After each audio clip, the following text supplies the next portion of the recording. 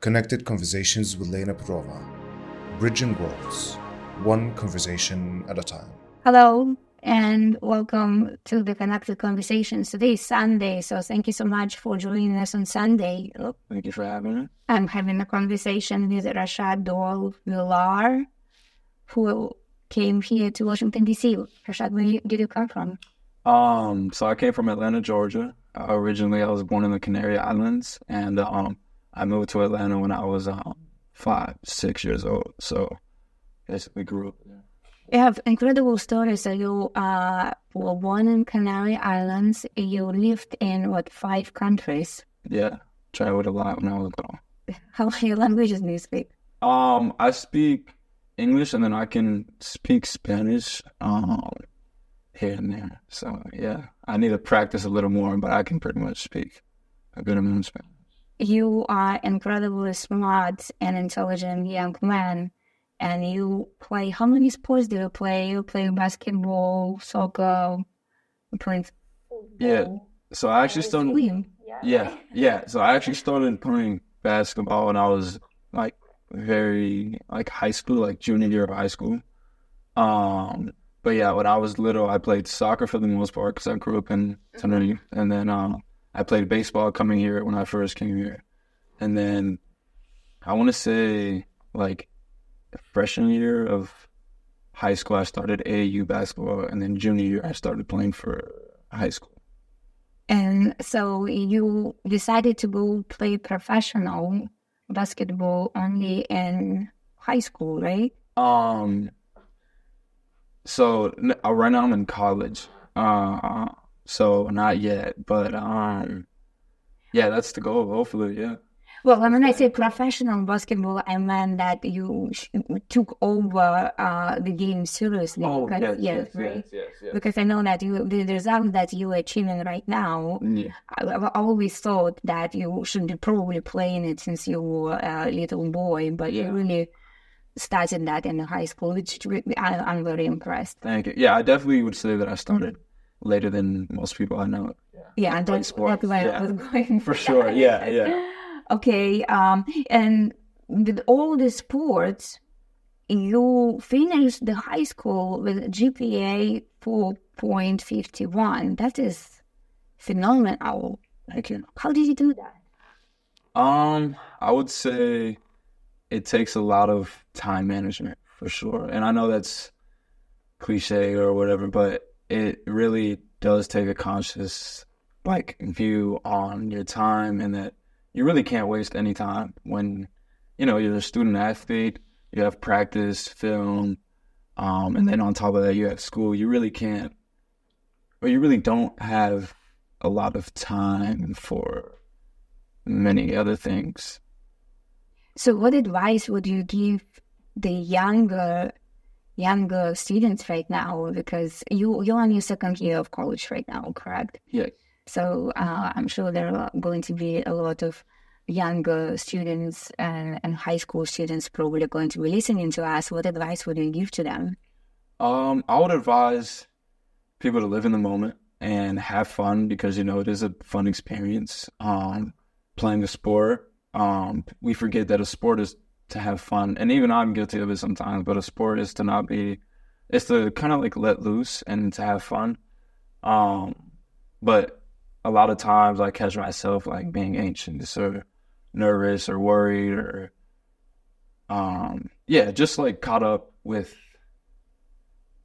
sports and school and oh my gosh, this is so much. But in reality, it's a blessing to be able to be in a position like I am right now, and to just acknowledge that. And I would advise students to acknowledge that they're blessed to be in school and to be able to get an education, and to just have fun. Don't cut yourself short of an experience, because you're so caught up on doing schoolwork or burning yourself out with one specific thing, trying to find certain outlets outside of school.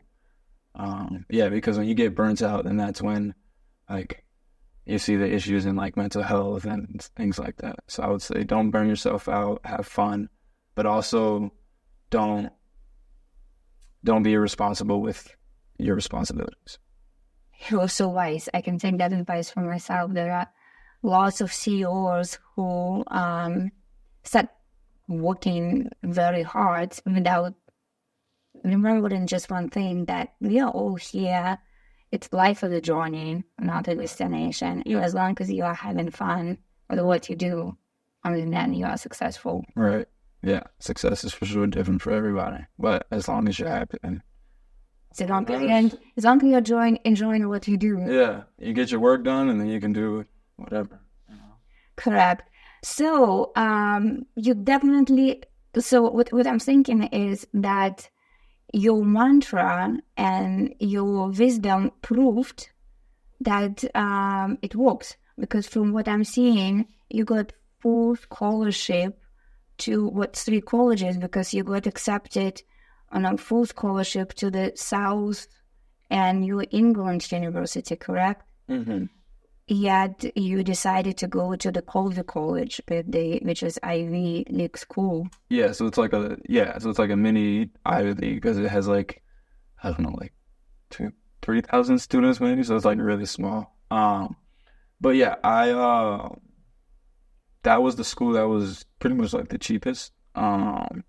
And yeah, the schools that were down south were, I think, it was Oglethorpe, and then mostly they were ones up north. But yeah, that one was the one I decided to go to because, it was cheapest, and I liked the campus, and when I went, the visit was really cool.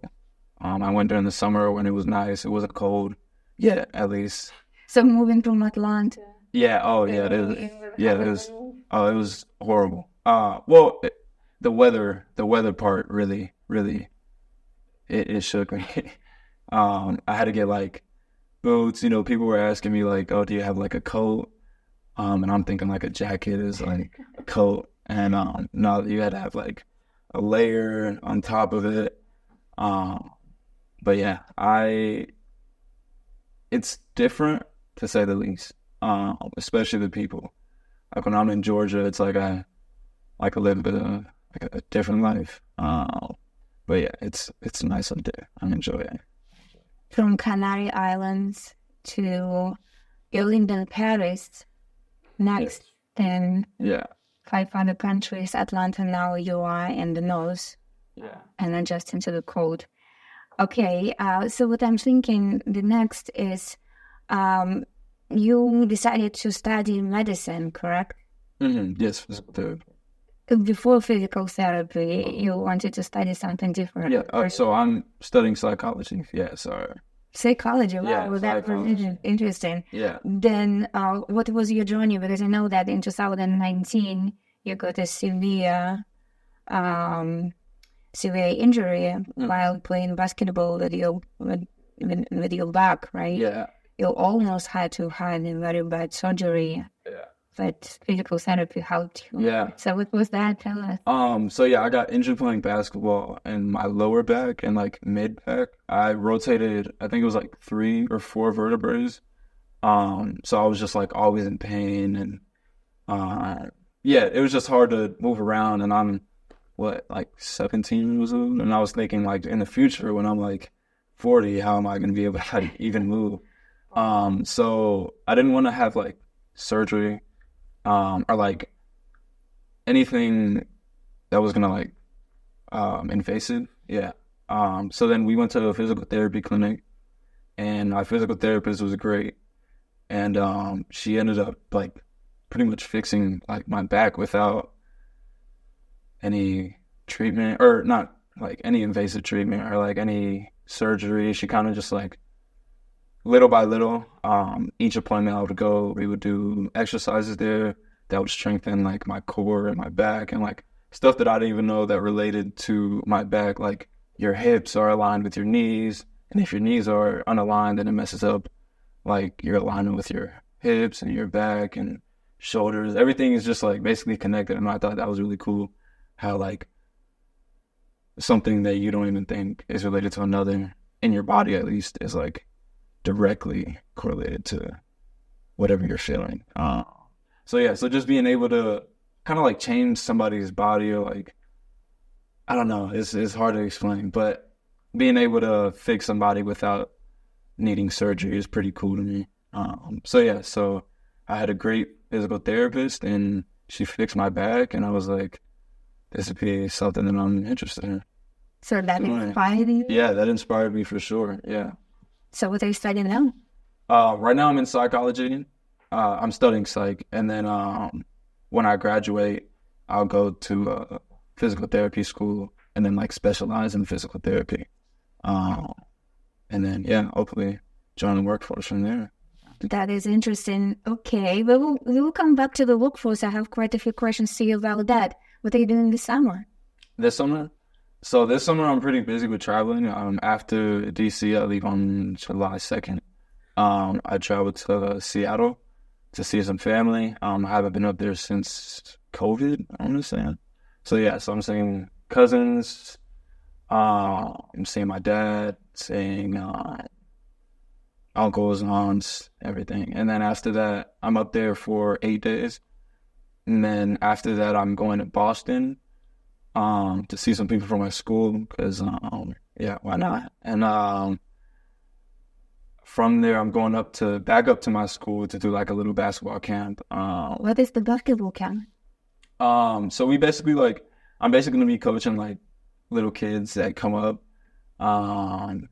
We'll have like teams that play each other. It's like an exposure camp, I guess, for people that want to, test up skills or for kids that want to like test it. I think it's like elementary throughout high school that they go there and we like draft teams and we coach them and just kind of like mentor them, I guess. So you're going to do some mentorship? Yeah, I would say so. And then we have to be like their like dorm counselors because we all stay in the dorms when we're up there for like 4 days. It's from the 14th to the 18th. And from then I'm going back to Boston. And then, I'll be back in Boston for like 4 birthdays, I want to say, too. And then I'll be back in Georgia for like a week, and then I'll be going to Spain to see more family on my mom's side. I'll be there for like the whole month of August, pretty much. And from then, I'm back up to school. So pretty busy. Yeah. And I heard that you have some opportunities for the professional basketball. Yeah, so hopefully I will, after I graduate, either go to a PT school or play professional overseas, hopefully. So that's, but still in the talk, still in the works, nothing decided. Yes, thank you. Very bright future. So now that you already started mentorship with the younger generation, and what qualities, because you already experiencing some leadership on both sides. You work some leaders in basketball, and now you are a leader yourself because you're mentoring younger generation in basketball. Mm-hmm.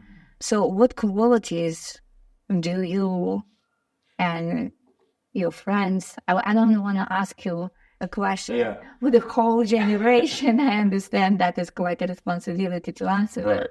But in your opinion, so let's talk first about yourself. So what quality in leadership, in leaders, in today's leaders, what do you think are important? I think the most important quality is probably being able to show humility, for sure. Because, leaders aren't perfect. You're going to make mistakes. There's going to be bumps in the road. But I think being able to know, like, what your weaknesses are, and not in a negative sense because everybody has them, but being able to know what your weaknesses are, I think, better, like, enables you to put, if you're a leader, you're leading over a team, a company, or whatnot. So I think it better helps you to like put people in certain positions that you know that you might not be able to be as good in, but also being able to be a people person as well. I think that's very important too, being able to talk to people and connect with people, because nobody likes somebody who's just like straight business and kind of like you want to have the authentic relationship with people that you're leading, because that's how you get like loyalty and people to respect you. I think it's not like being so harsh on people all the time. It's being able to really relate with them and being able to accept your faults, but also know that you're in that position for a reason, and that you work to get there. But yeah, I think that's the biggest part. Yeah, because nobody's perfect. So. I absolutely agree with you. It was very interesting to see in today's world that I keep watching Zelensky, and I was thinking in today's world, on the political side, how his leadership is so different from the rest of the leaders that we saw. I mean, he shows that during the war, of course, and then during the pandemic, it was very interesting to see the embassy. And Zelensky, the president of Ukraine. Gotcha. Yeah, he really, in my opinion, he demonstrated exactly what you're talking about. Mm-hmm. But yeah, thank you for the comment. I think it's incredibly important, and it's interesting for us to see and be prepared, and you're in the workforce. Mm-hmm. Now, what do you think when it comes to the for the workforce, that we know that everybody was so fascinated, I think, several years ago about millennials. We were also curious, oh my God, everything is going to change when the millennials will come to the workforce. But now Generation Z is already working and will continue getting in, because right now I don't remember the exact data, but we know that it's from 10 to 25% of Generation Z is looking to the workforce across the country. And very soon, you guys are going to be taking over the managerial position and start growing up. So what do you think we can do to make the workforce more appealing for you guys to join? And first, I was wondering when it comes to technology, because you grew up completely different. Yes. You grew up on technology was your way of living since when you guys were babies. Yeah. So you look at technology as just the natural way of learning and working.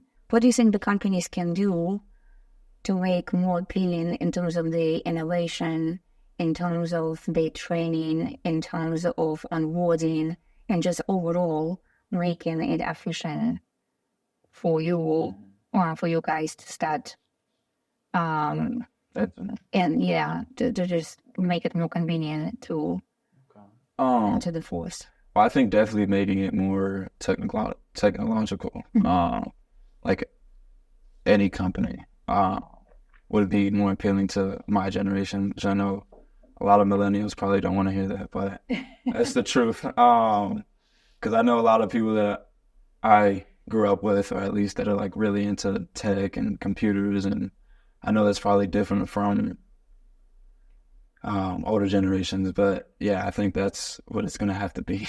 If we're going to be the new workforce, at least, I think that's what it's going to have to be. Just being more modern in ways and being able to compromise with that. Like you said, our experiences growing up are very different with technology. And yeah, I think being able to compromise. I don't think the younger generation should be too entitled to come in the workforce and being like, oh, this needs to be all technology based and this and that. But I also think millennials should be a little open to that the world is changing and that it's becoming more modern, whether they like it or not, it is. And I think it's for both generations to create a good workforce to come together and kind of meet in the middle. Yeah, and how do you modern training processes? Because I can't speak, of course, for your generation. I do not know. I'm just curious Do you see it more technology driven, or do you see it more driven by human trainers? Because again, the reason why I'm asking this, because my logic is, since you guys grew up again on a lot of games, Yeah. and to me, it just logically, I think training is going to be more. It's so much going to be easier for you if you're sitting in front of the screen, and there is a training program that you can follow, and it's going to be very into a way more intuitive for you than previous generations. Listen, Or would you prefer to have a human trainer? I think I personally would prefer to have a human trainer. Just because I don't think you can truly answer every question or a computer can answer like every specific question, maybe. But yeah, maybe I'm kind of like stuck in the middle of like millennial and Gen Z ways, because let's get off topic here, but I catch myself like looking at I have like I have a niece and a nephew, and I look at them and they're like on their phones and everything, and I'm like, dang, I remember when I wasn't even on my phone at that age, and so I can see how it's just going to keep getting more and more and more. Like, kids are going to be younger and younger and younger that start off with cell phones. So yeah, so I see myself all the time, like, kind of like doing what millennials are doing with us, we're doing to whatever the next generation was. And yeah, that's. And do you see communication being slightly different? Well, and the workplace. Let's talk about the workplace right now. Yeah. Oh, so you were talking about human versus. Yeah, or remote environment right now. How remote environment would be important? How would a remote environment? In the workforce. I think being remote as a company would make it way easier to hire, because you don't have to go through the troubles of moving employees or like making sure that an employee is like stable at home or whatever. You can kind of work from anywhere, which also gives a great sense of freedom. So I think freedom is a big thing in this next generation, because we're all like, I have the sense of like everybody wants to be rich fast and be rich by like tomorrow. So I think freedom is a big part of that, and yeah, being able to kind of like make your own hours, and the idea of working when you want to is very popular in the next generation for sure. Nobody wants to work a 9 to 5. Okay. Yeah. So then, do you think for your generation, the idea of being an employee or being contractor to a company or multiple company, what is more appealing? So you know how it is right now, and there are lots of conversations right now with the Biden administration, because previously a person could be an employee on W-2 with the benefits, but sort of being attached to one company. Or you could be on 1099 or set up your LLC. But lots of people prefer to be 1099 and be a contractor to multiple companies and create this flexible environment that you're talking about. Yeah. And right now there is this whole movement that our current administration is working on to pretty much just get rid of 1099s. And it's either you have your LLC or your W-2. Mm-hmm. And there are lots of conversation goes towards that future generation is looking for freedom of being a contractor, and if they want to work for several companies. I'm curious what's your stand on it? I think that's definitely more popular in my generation, is being a contractor. What I think it's fine. Either one is fine. I personally would probably want to. I know being a contractor is more appealing, but it definitely takes more work. So, I mean, if you're willing to work on like your connections and networking and knowing what different companies you can work for and them not like truly like, or not overlapping each other, because you don't want to burn yourself with having like a million different contracts. But yeah, I would say for me, I would choose having a more stable job that I could rely on. But I know for my generation, it would probably be being a contractor, because nobody really wants to work a stable. I don't want to say they don't want to work a stable, but they want to have the option to have more freedom. Okay. And of course, again, we cannot say that one person can represent the whole generation. The trend is, we know that it's remote work, flexible hours. Right. I think my view is not going to be the same as most other people that are my age, for sure. Correct. And then if we are going to talk about companies that have, like now there's lots of conversations about companies that are purpose-driven and have social responsibility and the environmental awareness and so on.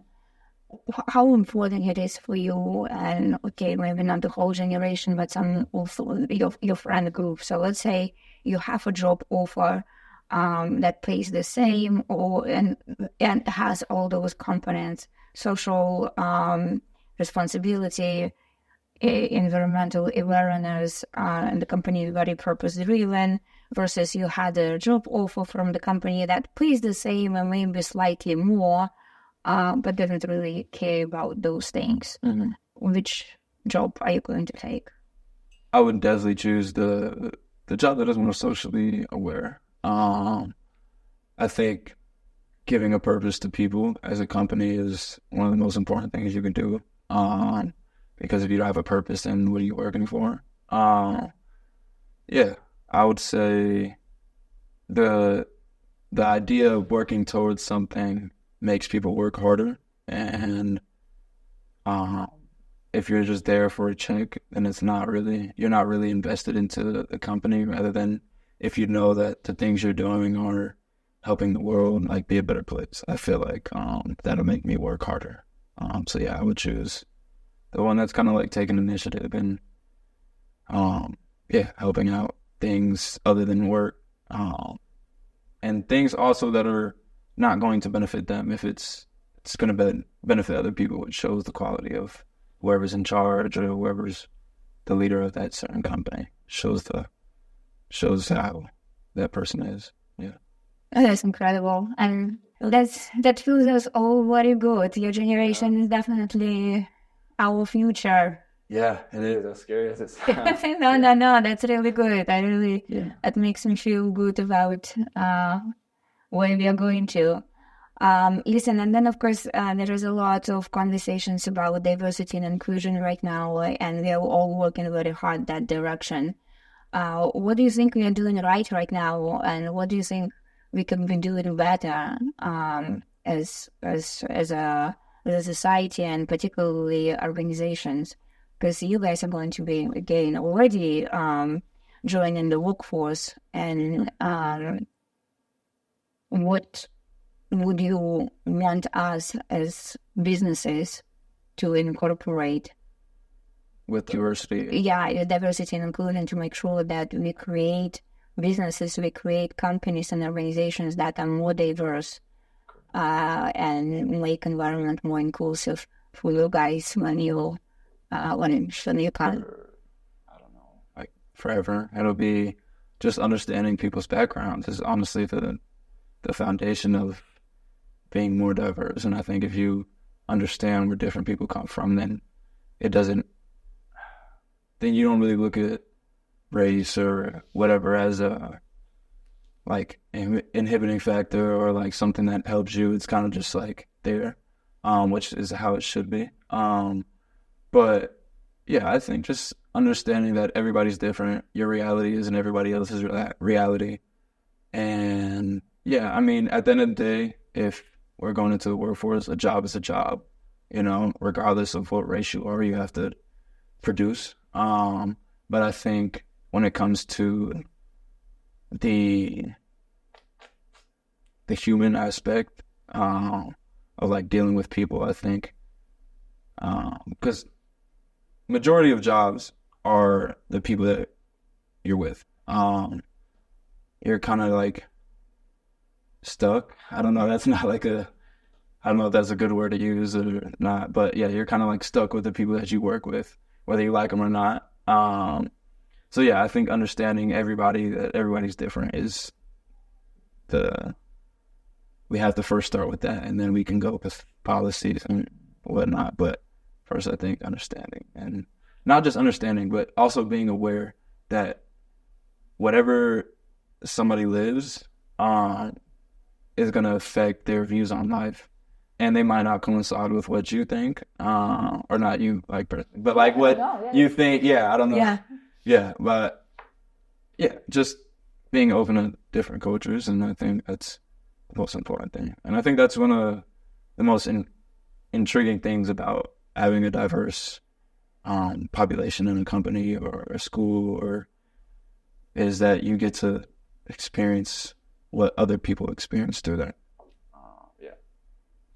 Yeah, so that I agree with you. It just makes us much stronger because the more people you have with different backgrounds, the more experience you get from. And I think you become more knowledgeable as well. I think people become too comfortable with being around other people that sound like them, look like them.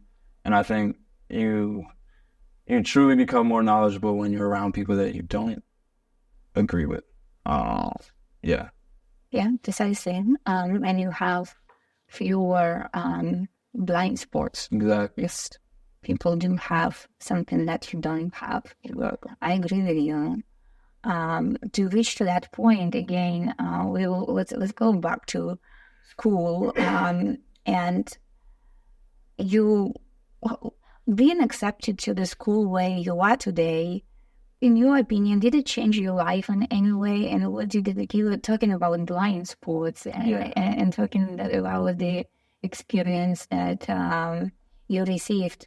Can you talk a little bit about your experience of your school and what opportunities you received getting to the college where you're? I'm just curious. The reason why I'm asking this question is that there are lots of talks today that education is being devalued and paying for school or getting to school doesn't matter anymore. Like lots of conversations that you can go online, you can get all the knowledge online, no point to pay for it. So I'm curious what you think about it and what your generation thinks about it. Well, I know my generation isn't the biggest or I wouldn't say the biggest, but compared to millennials, I know my generation isn't the biggest on college, and that like you growing up, it was probably like there was only one pathway to success, and it was going to school, and it was kind of like very cookie cutter. But now with like all the advancements, I think it's not necessary to go to school. I think going to school is kind of just like, or graduating from a college or whatever is kind of just like having a certificate.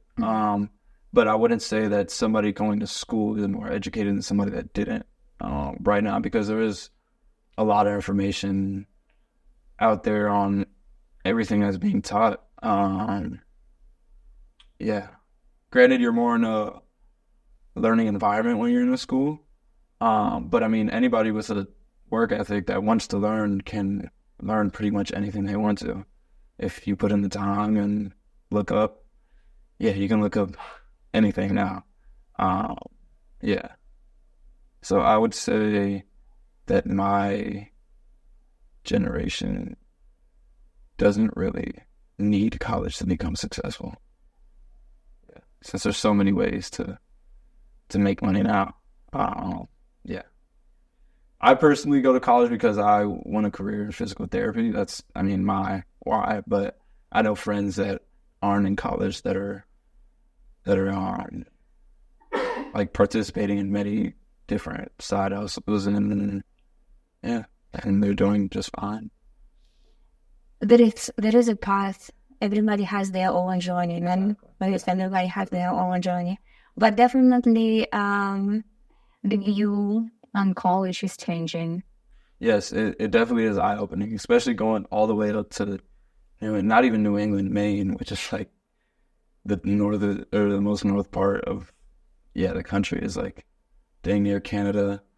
And the people there, I would say the people there was the most shocking to me.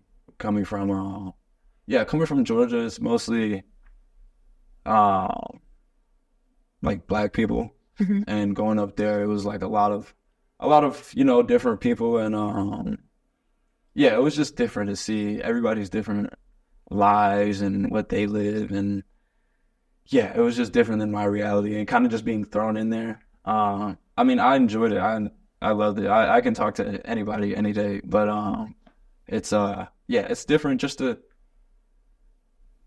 see your friends from home, how their life differs from the people you go to like a really prestigious college.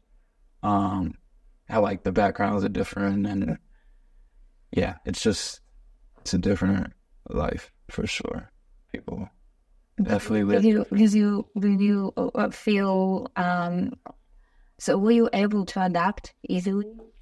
I think I was, because I can talk to pretty much anybody. I feel like as a person, I'm pretty diverse. My mom is Hispanic, my dad's black, but I feel like I have like a good amount of friends every race. I feel like I can connect with just about anybody. So I feel like I personally was fine being there, but I can see how it would be difficult to be there. For somebody that's not used to it, because it's more wealth, it's more like opportunity that you usually don't see. And granted, it's a great experience. It also like shows you how different life is. Well, I cannot even say how much you've done in this 20 years of your life. You traveled, you adapted to different, lifestyle, I should say. Yeah, it really is a different lifestyle. I don't do half the things I do at home when I'm up there. And it's just because of the people you're around. It's the atmosphere. It really is. It's fascinating. Do you think it set you up for the future? For sure. In what way? Just being able to adapt to anything kind of like thrown in your way. Handling like adversity. Because my pathway up there was actually like, at first I didn't even have housing, so I had to stay like pretty far from the campus, and being able to adapt and kind of like maneuver things that are thrown in your way is, I think, something that I've gotten better, and not being so set on. Like, I used to be like, oh, this is my plan and it has to go this way.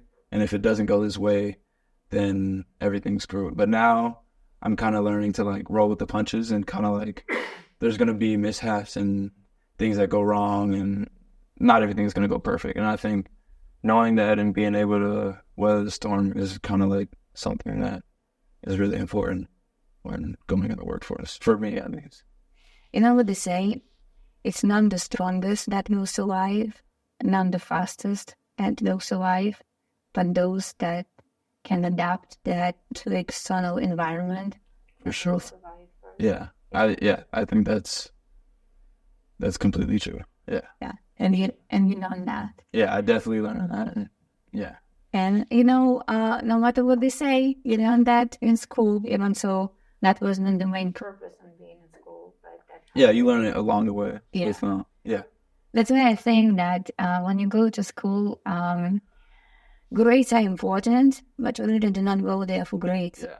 So you go there to meet people, network, and go for experience. Maybe this is something that is helping you right now. Yeah, for sure. I think if somebody went to college with the mind of it's just going to be schoolwork, they're going to be cutting themselves short of many other opportunities. Yeah, you should get to know people for sure. Yeah. I think that's arguably wherever you're at as important as the schoolwork that you're doing, because that can only get you so far. If you don't know anybody or have people skills, it doesn't matter how like smart you are, I guess, unless you're like a complete genius, I guess. But if you don't have people skills, it's very hard to make it. Yeah, you got to be able to connect and talk with people. Yeah. You're doing a fantastic job, and I really enjoy speaking to you, and I already learned quite a few things, particularly for my company. And what I would like to ask you for our listeners, because I am pretty sure everybody who is listening to us right now are very motivated and inspired by your story. If you are to give an advice to any CEO or business owner who would be hiring very soon people like you, or maybe you, in what, 2 years? Yeah, or, yeah, dang, yeah, 2 years, wow. So be prepared to hire Rashard soon and find him after he will be graduating from Colby College. Yeah. So what advice would you give to CEOs and business owners who would like, or leaders in general, what should we learn from you and your generation? I would say any CEO or leader that is hiring in the workforce, I would say be comfortable with adapting, because that's what's gonna, I guess, keep people afloat and keep companies afloat, is being able to adapt to the new generation. And even when we become whatever millennials are now, and then the new generation comes up, I think that's going to be time and time again, people are going to have to adapt whether they like it or not. Yeah, being able to adapt is probably the most important thing to survive in a workforce. So just once somebody gets comfortable with being uncomfortable, I think that's where you see, the true success of companies. And agility is the key. Mm-hmm. Thank you very much, Rashard. It was so Thank you. to have you. It was a pleasure having me. Thank you. And thank you for listening to our podcast, Connected Conversation. Please help us to continue growing as our community. We need you. And please check out our website, Industry Inc. And I'll see you next time. Yes. That was fun. That was. Hold on. Thank you.